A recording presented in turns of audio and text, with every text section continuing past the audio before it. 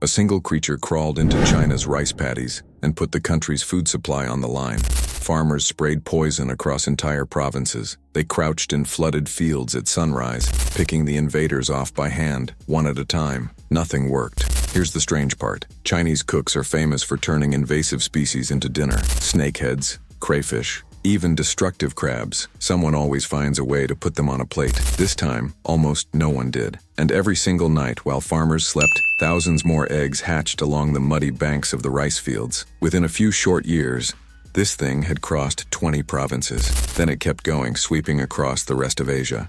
The turning point didn't come from a lab or a government office. It came from one farmer in Japan, and from an idea so unlikely that almost no one took it seriously at first. That idea would eventually turn Chinese and Japanese farmers into unlikely partners and reshape rice farming across an entire continent. Here's how it happened. The story starts in the 1980s when someone had a business idea. Import the golden apple snail, Pomacea canaliculata, straight from South America, and sell it as a cheap new food source across China. The snail farms went up fast. The demand never showed up. We'll get to why in a moment, but the short version is that the whole venture collapsed almost as quickly as it started. Bankrupt snail farmers did what struggling businesses often do when a product won't sell. They got rid of the inventory. They dumped the snails straight into the nearest canals and paddies, and that's all it took. The snails poured into irrigation channels, flooded fields and freshwater systems, and the invasion that followed could not be undone. By the late 1980s, they'd already colonized the south of the country. By the 90s, they had a foothold in 10 to 15 of China's biggest rice-growing provinces. Today, they've been recorded in more than 20. Want to know why they spread so fast? Look at the math. One clutch of eggs can hold anywhere from 200 to 600 of them. They hatch in as little as a week. Within a month, the hatchlings are adults, laying eggs of their own. One female on her own can produce thousands of eggs in a single year. Now picture yourself as the farmer who has to deal with that. You walk out to your paddy at dawn, and the first thing you see is bright pink egg clusters smeared across every stalk, every bamboo stake, every edge of the field. Below the surface, the snails are already climbing, clamping onto the young rice shoots, and biting straight through them. They don't nibble. They shear the plant down, swallow it whole, and leave behind a stub that will never grow back. They feed around the clock, but especially after dark, which means a freshly planted field can be stripped bare in a single night, sometimes two. And it gets worse. The slime trail they leave behind poisons the soil just enough that the rice can't regenerate on its own. This isn't a minor pest problem. Rice is the backbone of China's food supply, and more than half the planet depends on it in one way or another. An attack on young rice seedlings is an attack on food security itself. In Guangdong, entire fields were stripped clean in 2 or 3 days flat, forcing farmers to replant again and again in a single season, driving costs through the roof. In Guangxi, some regions lost 50 to 80% of their harvest. In Hunan,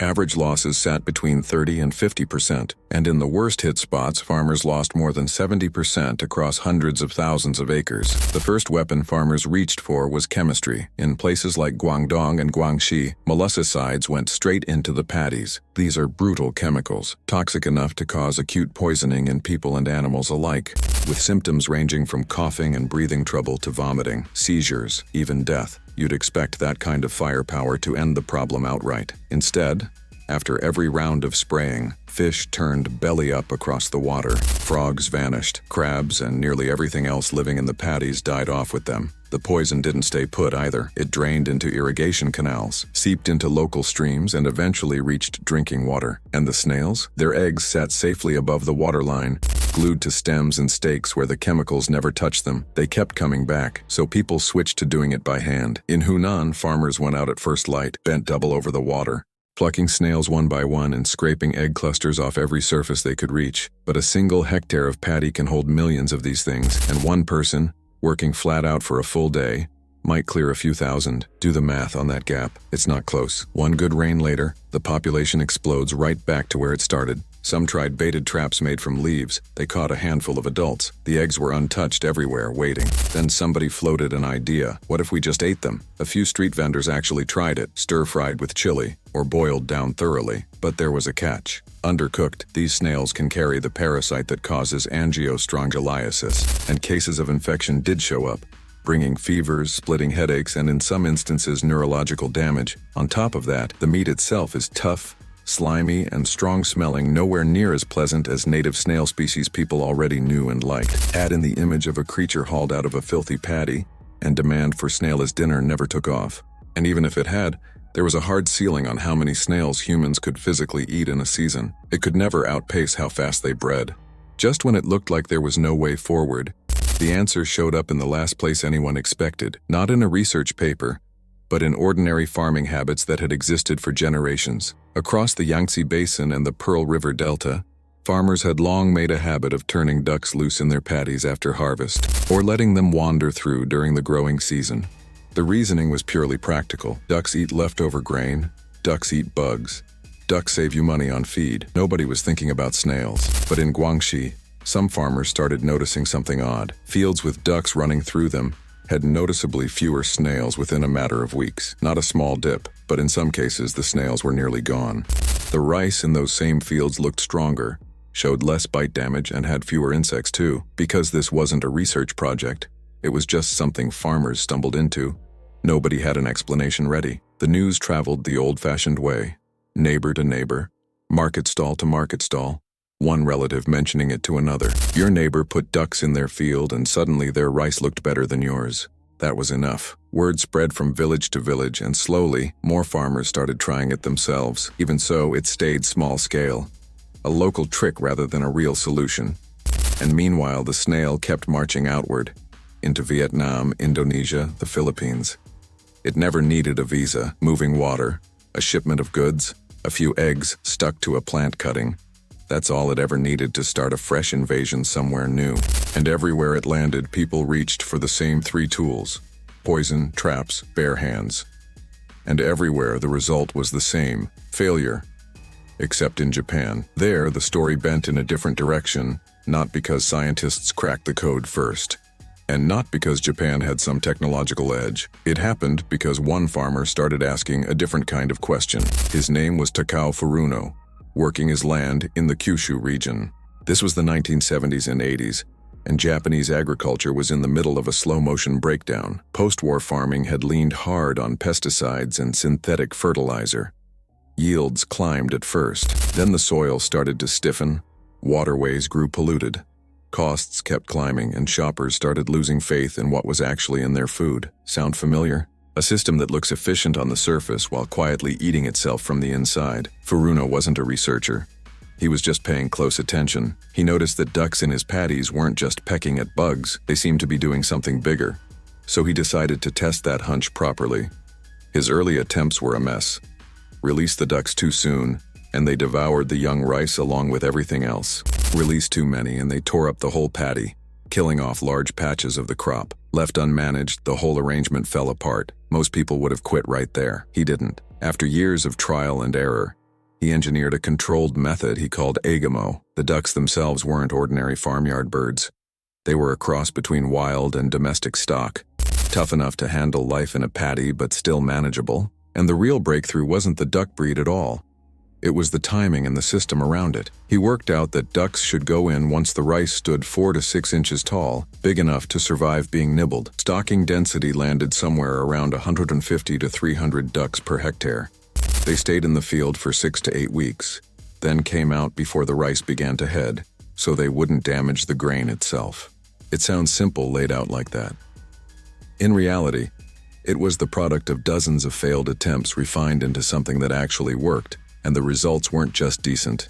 They rewrote the rulebook. Japanese agricultural data credited the method with cutting pesticide use almost to zero, slashing chemical fertilizer use by roughly half, and, this is the part that shouldn't be possible, boosting rice yields by 10 to 20% at the same time.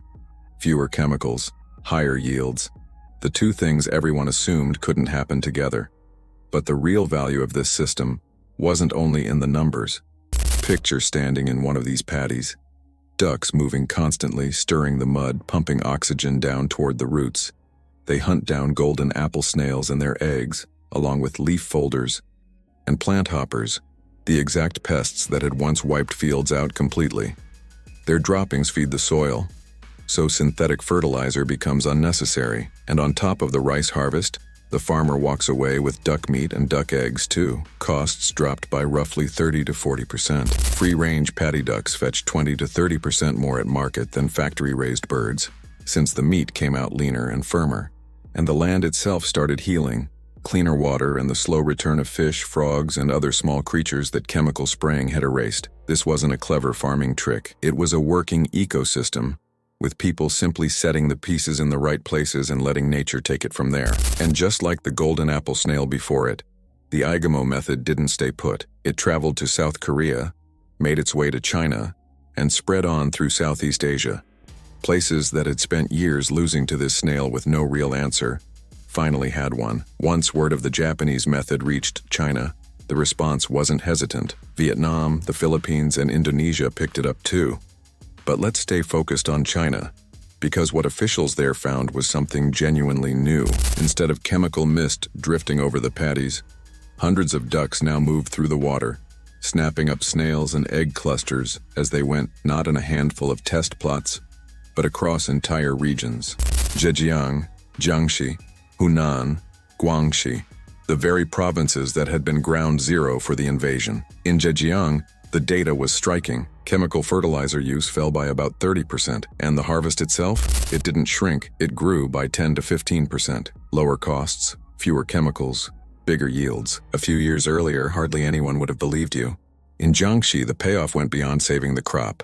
It turned into real income growth. Farmers reported seasonal earnings climbing 20 to 50%. The reason is simple. Before, rice was the only thing they sold. Now they had 3 products instead of 1. A single hectare could support 200 to 300 extra ducks on top of the rice, not even counting the eggs those ducks laid. The rice grown this way earned its own label, eco-rice or duck-farmed rice, and sold for 15 to 30% more, prized as cleaner and lower in chemical residue. Think about one household making that switch. They used to sell rice. Now they sell rice, ducks, and eggs. Not a small bump, but a doubling or tripling of what the land brings in. The method now spans hundreds of thousands of acres. And in some regions, farmers have gone all in on fully ecological rice destined for export to Japan and Europe, where it commands 1.2 to 1.5 times the standard price. But money isn't even the headline here. Walk back out into those fields and look at the water. No longer clouded with chemical residue. Small fish are reappearing. Frogs and crabs, species that had all but disappeared, are edging their way back. The soil is looser, less compacted, and rice roots grow stronger because the ducks keep churning oxygen into the water as they move. This isn't a modest upgrade. It's an ecosystem clawing its way back to life. Before you assume the problem is fully solved, it's worth remembering why the original rules mattered in the first place. Go back to Guangdong. When the outbreak first hit, the go-to response was still heavy. Repeated rounds of chemical spraying, season after season. At first, it looked like it was working. Dead snails, clean-looking fields. Weeks later, the same grim scene played out. Dead fish floating on the surface, frogs and crabs all but gone, and the creatures that used to eat snail eggs for free disappeared right along with everything else. Once those natural predators were gone, what happened next? The snails came roaring back, in even bigger numbers than before. In Hunan, hand-picking looked like the safer bet, except a single hectare can house millions of snails, and one person working an entire day might clear a few thousand. One storm later, and every egg that survived hatches at once. Clear a field in the morning, and by nightfall it looks untouched. In Guangxi, leaf and bait traps caught some adults, sure, but the eggs stayed put on stems and stakes, hatching within a week or two. The cycle never actually broke. Farmers were only ever removing what they could see, while the real danger kept multiplying out of sight. And in Jiangxi, there were fields that had genuinely gotten the snail problem under control, until one hard rain, or one delivery of water from an irrigation canal, brought the snails right back. Not from inside the field this time, but from somewhere upstream. You can lock down a single point, sure, but you can't lock down an entire connected system. Water flows, and the snails go wherever it takes them. That's the mistake at the center of this whole story. Everyone treated it as a snail problem, so everyone focused on killing snails. It was never just about the snail. It was about an entire ecosystem. The breeding cycle, the eggs, the predators that had disappeared, the water moving between fields. Attack one piece of that system while ignoring the rest, and the rest just fills the gap right back in. Chinese farmers, it turns out, weren't content to stop at rice and ducks. Once the model proved itself, they saw room to add even more species into the mix. In Tianmen, An agricultural company called Tujing built out a rice-duck-crayfish system. It sounds elaborate on paper, but standing in the field, it's straightforward. Rice growing up top, ducks working the surface, crayfish tucked into the mud below. Each one earns its keep. The ducks do what they've always done, hunting snails, eggs, and insects. The crayfish clean up organic debris and leftover plant matter at the bottom, keeping the water healthier. And the rice just keeps growing above it all. The result is a closed loop. Less waste, less pollution, more product coming out the other end. Local reports put the income boost at 30 to 60% per hectare compared to growing rice alone. 1 hectare now yields rice plus 200 to 300 ducks plus hundreds of kilograms of crayfish. Here's the thing though, none of this is actually brand new. It's really an expanded version of something China has practiced for close to 1,000 years. The rice-fish-duck system. The United Nations Food and Agriculture Organization has recognized it as one of the world's globally important agricultural heritage systems. Visit the old rice paddies in Zhejiang or Guangxi, and you'll see it firsthand.